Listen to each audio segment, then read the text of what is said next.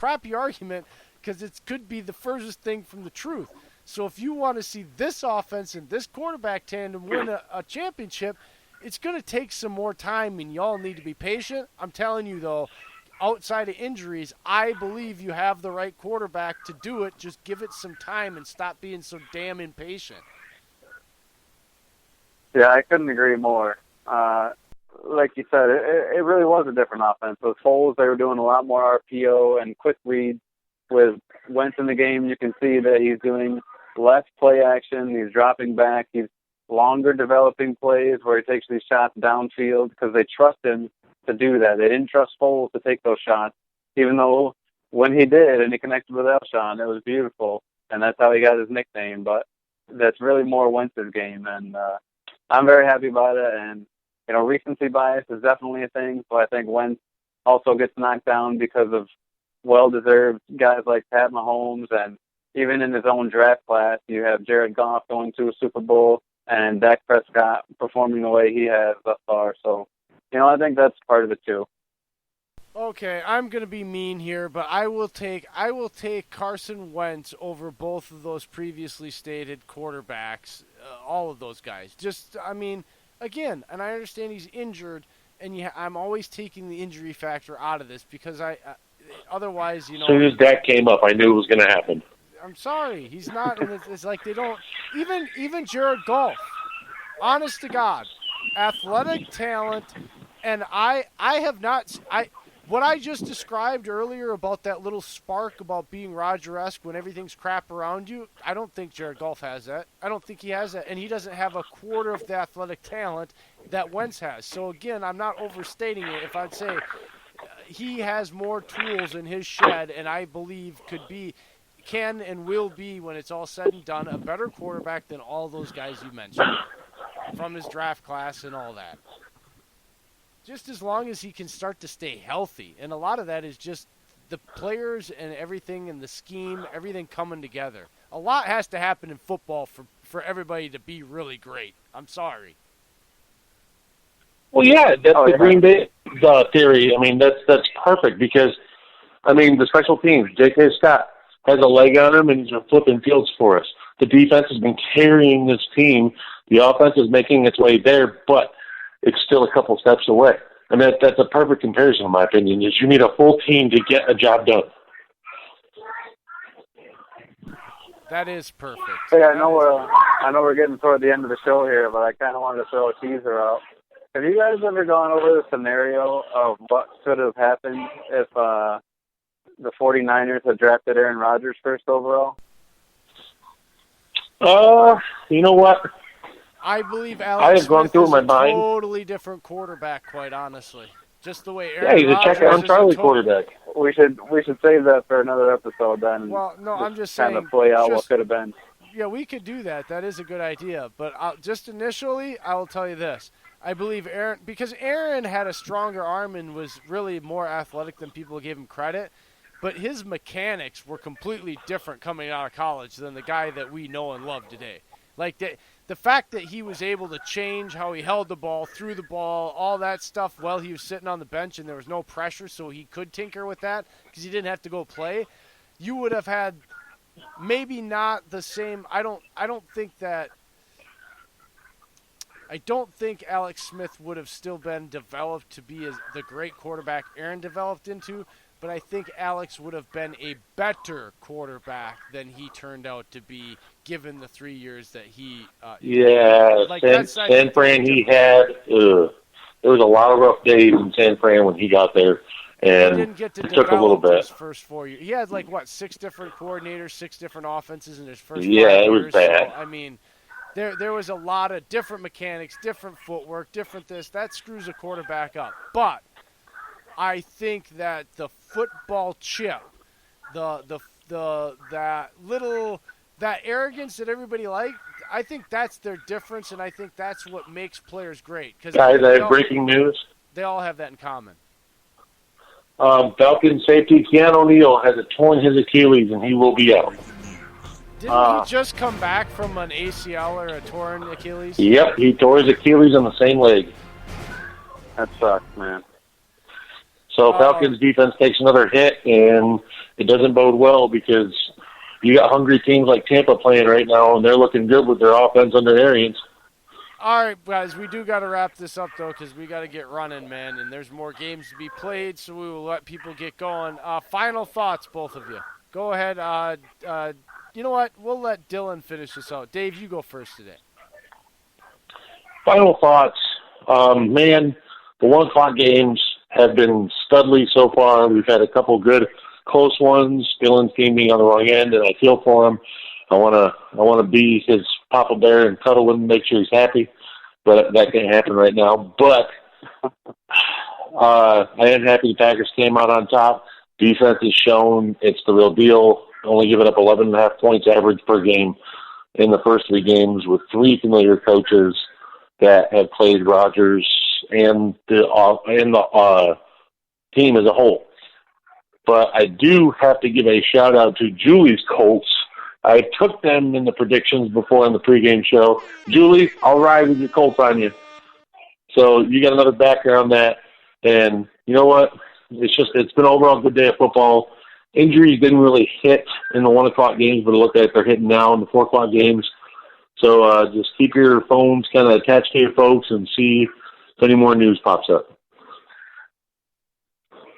Well, I'll just say that I love the game between the Chiefs and the Ravens. I'm glad the Ravens were able to rally and come back toward the end. Did they cover the spread? Game. It ended up being 5 points. So wasn't the spread 5.5? I think so. Oh, so they did. Oh, my God. People are upset in Kansas City. Man. Another big performance was Tony Pollard. Please do not fall for that and go grab him and spend all your fab money on him because it was the Dolphins game. He was just, running the clock out, and it was those stinker games. So don't put too much faith in the Tony Pollard performance, but do get stock back into your MVS, your Marquez Valdez-Scantling. Apparently he's back to being Rodgers' trusted target. This guy has big playability. If you rode out Frank Gore this week, then good for you. Devin Singletary will be back next week. And, good for me, then. Yay, Jay! And with the way things are working out in the Green Bay backfield, if you can afford to go trade for Aaron Jones, or if you have Aaron Jones currently and you aren't sure if it's going to last, then definitely get him on the trade block. He's hot. Folks, New Orleans is beating Seattle 20-7 right now in Seattle. Yes, and I am watching that game. And you don't want to forget to tune in on Tuesday night for our Fantasy File segment with Dylan, but also this week, the preview. We are doing a preview show. We are still possibly trying to work on getting a partner from a Eagles podcast to help so it's a 2-on-2 scenario for Dylan. But if not, Dylan will be representing because the boy knows his Eagles. I mean, so it's not like we need somebody like that's an expert outside of Dylan on the Eagles. But we are going to try to work on just for the people out there so, we can expand our horizons. We're going to see if we can get an Eagles podcaster to help 2-on-2 tag team this versus me and Dave for the show this week. But Tuesday night, I'd love to have a tag team partner. What time?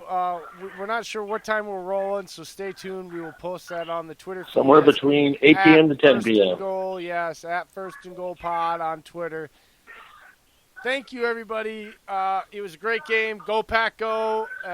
Still go fly, Pack, go! Fly, even though they got grounded today by the Lions, who tried to lion themselves. That's just mean. No, it's not. They really did try to lion themselves.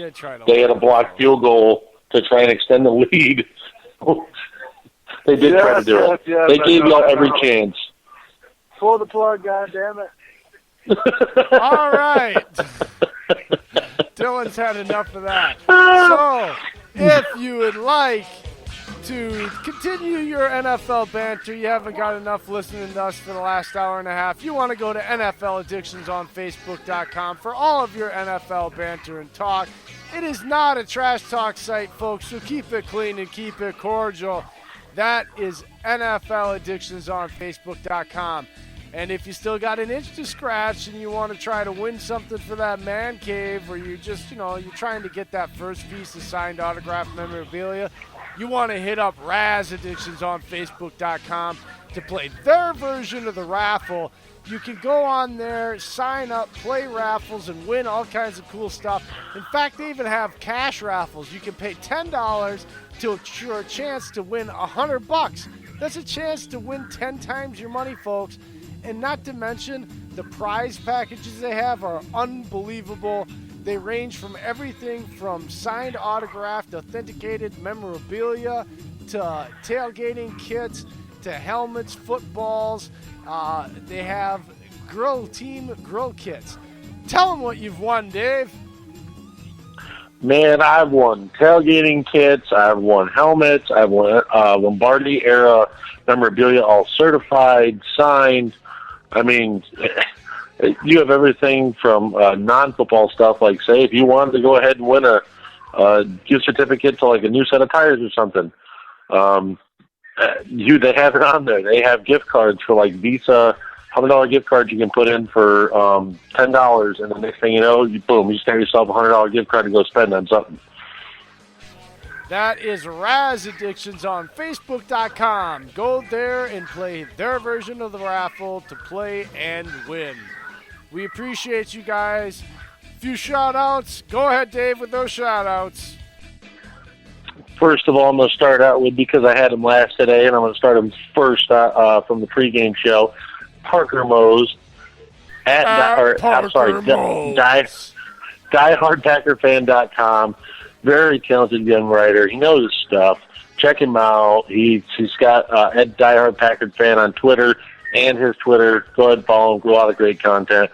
And then next shout out, Miss Julie Boyd with her awesome Colts win today against a tough Atlanta team. Works for PFG Vibe. She's a co-founder, also ourturffootball.com, with a ladies crew. And guess what? They put out really dang good articles and content, guys, especially on Twitter. They're always keeping everyone updated on Twitter and Instagram. Go ahead and give Julie a follow. Pay attention to her stuff. She knows her stuff. And plus, she's also a firecracker. She's nice at first, but, man, you talk about her Colts, it's all from there. Next up, HackToTheFuture.com has us on their website. Man, a lot of great content. You can win tickets. They got video clips. They got highlights. And then they got the podcast section, which First and Goal Podcast is on. Also, Hackers 365. We had to do a segment with him today because he's up hanging out with the Minnesota Eskimo tribes up there. I don't know what he's doing. He better bring us back. I know, he's doing something up there. Man. Is he searching for gold? Is he panning for gold up in the Canadian border of Minnesota? Cooper's treasure. That's what he's after. Ooh. But no, man, check out Ryan Molstad. He is a great guy. No, he checks out every single podcast known to man. If you name it, he's probably listened to it. And he listens to everything just to see what it's about. If he doesn't like it, he'll tell you about it, especially when he's drinking now. But nonetheless, he still is a ton of good content from Packers 365. We're going to have him back after Thursday on Packers 365 segment, post-game show. Just all around good shout-outs. All right, and always you guys can find us at I forgot one on Twitter. Oh, what? Go ahead, Dave. Monty at the Sports Whisperer on Sports and Nuts and Bolts, man. He is the guy that does the work, dude, so you don't have to. Yes, he's a great guy. He takes care of a ton of NFL content, college and NFL. If you need help on understanding something on football, he will help you out. He is an awesome guy. Check him out. Yes, he's got it awesome. The Full Monty Football Show on Sundays at 11 a.m. You want to check that out, man. They do a great job over there.